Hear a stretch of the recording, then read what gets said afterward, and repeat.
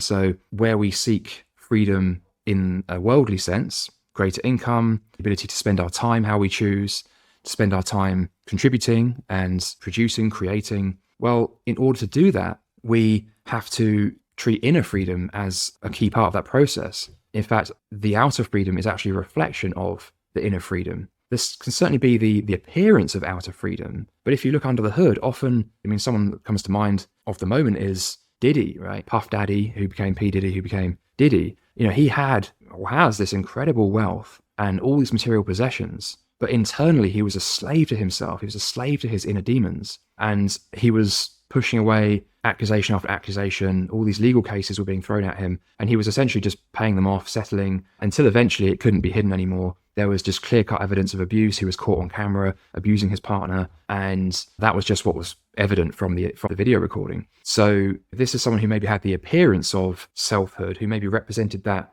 at least for a time, that symbol of self-actualization, but actually it was just packaging, right? Underneath it, there was a very troubled person who had this incredible inner conflict and was trying to placate that conflict by leaning on other people and the praise and recognition of other people in order to bolster him, in order to push that image to the surface and not have to go near the wider reality. So that's an example of how something can look like freedom but not actually be freedom. And I experienced this in my own life when I pursued what I thought looked like freedom, and I ended up just seeking simulacras of it. And actually what I found over the course of 6 years or so is that I was actually moving away from freedom. I was actually moving away from authenticity. And eventually the voice inside my head got so loud, and it started showing up in dreams and other kinds of experiences, numinous experiences, that it was just, I couldn't avoid it anymore. And there was some difficult transformational moments. Think of the Tower card from the tarot, that sort of thing. And absolutely the Death card and the Devil card, they were showing up a lot in a symbolic sense.